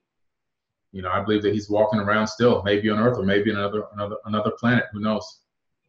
Now, some of the ancient stories of the Anunnaki suggest that they were here mining gold and they were using it to concoct some sort of a white elixir powder that alchemically was created. So have you come across that? And in more modern times, there is some theory that Ormus, which is resurfaced in the recent decades, is what that is. So do you think that's the same thing? I think it's the same thing. Monoatomic gold is the gold. Some of it was found at the Temple of Dendera. I was there in 2014. There's a stone that they discovered where they had this powder, this aurum is there. It was really there. They discovered it there. And there was also some discovered in this mountain area. I forget the name of that mountain region. But they were really doing this, and they were mixing this elixir. They're making this thing called the elixir of life. And they were using silver and this monoatomic gold, colloidal silver, monoatomic gold, and everything else. And they were drinking this along with some special plant, which I believe was cannabis oil that they were taking from cannabis and taking the oil out of it. And they were mixing it, making this elixir of life. Excuse me, it would heal they call them heroes. It would heal the heroes. It would take away all their pain. It would take away any diseases, and it would extend their lives. And it would speed up the process in the brain. So your brain function was much more rapid because it allowed communication to travel faster. It took away all the swelling out of the joints and everything else. It was this amazing thing. And to be honest with you, I actually take it myself almost every single day. I take a mixture of monatomic gold and colloidal silver every single day. I take it. Whether it's working or not, I can't tell yet, but I am a grandfather of 2, and I can still dunk a basketball on a 10-foot rim, and I'm almost 50. So maybe it's helping. I don't know. Maybe it's just genetics. But I take it every day because from what I read about it, it's supposed to be pretty good. I haven't had any ill effects, and it's been several years now. So are you taking monatomic gold from sea salt or something that's produced from some other source material? It's the main source material is sea salt, but you can get it from this. There's a site on Amazon that you can, or a seller on Amazon you can buy it from. And there's also another friend of mine sent me a bottle from Gerald Clark, who's an author of the Mercury Rising, 7th Planet Mercury Rising, and also Annunaki from Nibiru. His wife is also a vegan chef, and she does these shows and everything else. And they actually sent me a bottle of theirs, which I like it better. And then I just use the this colloidal silver you can go get at GNC. So what evidence do you see or that gives you confidence that at this point, now, well, let me back up a little bit. You mentioned earlier the Yuga cycles, and there's a lot of speculation and disagreement among people as to what Yuga cycle we're in right now. Which one did you say we're in right now? I thought we were in the Dwapara Yuga. Originally, I thought we were in the Silver Age or the Tapara Yuga, but I now really believe that it's the Dwapara, and there's a couple of sages that have come forward and said the same thing. Some people will still argue that and say we're even lower than that. That's the big argument, is that we're lower than that, but I really do believe that we're in that range right now. So it's a long way to go to get to the golden age, but but luckily I feel so happy and blessed to be alive at this time, because we're living in a time where it's not the dark ages anymore. Even though sometimes things seem really dark and really bad and gloomy because of what's going on the planet, it's actually one of the best times so far in the past 50,000 years to be alive, as we move into an area where we're able to help people and we're able to put out good karma and we're able to see people raise their consciousness. I mean, just in my short lifespan, which our lifespans are literally a blink of an eye, I've gone from having to hide to talk about UFOs to where I can now come and openly talk about UFOs on a show like yours without worrying about getting attacked or anybody telling me that I'm crazy and everything else. So just in that short period of time, we've come that far, and that's a blink of an eye. So the prospects for mankind's future are really bright and exciting. And we have to report a lot of negative and bad information all the time because we have to let people be aware of what's really happening so they can wake up. But it's not that things are getting worse. It's just that things are getting more obvious. And I think when people realize that, they'll be a lot less stressful about the situation of the world right now. So you're generally pretty optimistic that we are heading into, although the golden age is a long ways away, that we still are having, I mean, there are some theories, like even in the Bible, that suggest that we're entering an age of enlightenment or heaven on earth in the very near future, and that this might be, well, even the Mayan or whatever civilization's calendar suggests that this is a pivotal turning point. So what do you see that as being if we're so far from the golden age? Oh, yeah. Well, everything goes in stages, because the golden age is when you're really running. Okay. So a baby first has to learn how to hold its head up. Then it's got to be able to sit up. Then it's got to be able to crawl. Then it's got to walk. And it's going to still tumble. It's going to fall. Then it's got to be able to jog and then eventually run. Golden age is you're in full stride. You're Usain Bolt. You know what I mean? Nothing can stop you at that point. We have a lot of growing up to do to get to that point. So there's going to be times of greatness, and there's going to be times where it looks like we're falling back down again. But we'll get up, and so I'm very optimistic. When you look at the Mayan calendar, the 2012, I always promoted it from the day number one that I learned about it, that it was not the end of the world. It was the end of a cycle, and it was a raise of consciousness coming to the planet. And that's really what happened, because after 2012, you start seeing a lot of things begin to change. People waking up. You can hear people talking about conspiracies more. You can hear people talking about different ways of eating more. You can see, I'm at an airport, I forget what country it is now. There's a vegan restaurant there. And I'm going, wow, I wish we had these in America. When I landed in America, there was a vegan restaurant in America. I'm going, wow, this is crazy. Inside of an airport, of all places. Usually you just get a donut, and some coffee. That's all you can get. Or some horrible other type of food. So you see that the change is coming slowly but surely. It's coming. And when you look at the age of Aquarius, we're coming out of the age of Pisces, which is that fish that people associate with Jesus, the era of Jesus, or the time of Amun-Ra, who actually put that in place. And we're moving into the age of Aquarius. And the age of Aquarius, it really officially starts around 2025. So we're moving into an age, again, of more enlightenment. There's going to be leaps and jumps in technology and science that we will be made of, that will, made knowledgeable. We will know about it. We'll have use of it. We'll actually be able to apply it in things. There'll be bigger, accomplishments that we won't see, but some of that stuff will come to us. You'll see people who are paraplegics begin to be able to walk again because they're going to use Bluetooth type technology where they put a signal sender up here and a receiver below the broken spinal cord, and they'll be able to send a signal right to their muscles and walk just as if they never had a severed spinal. All of these things are going to come to fruition within that 2025 to 2045 range. We're going to see a huge leap in technology and consciousness on the planet. But again, like I said, there will be times where it'll seem like we're stumbling backwards again, or we're falling. But that's just the normal process of growing up, because as above, so below. So you have to relate it to a child growing up. And, we're not there yet, but we're eventually going to be able to get there. So what are you correlating to? I know a lot of people believe that the age of Aquarius started in the 1950s, and I'm sort of with you. I've studied astrology, and I believe it's in the 2020s. But what is it that you're getting 2025 to 2040s to as the age of Aquarius? A couple of people that I talked to, one of them, an Indian Native American who unfortunately, like I said, passed away, who was in the military, who did that Mars mission. According to him, and I trust his word because this guy has come up with so much information that have been validated so many times. That's around the time that we officially start the age of Aquarius. So that's really, to be honest with you, where I got it from. And all things kind of really point to that. I mean, you look at the missions to Mars that are coming up in 2025.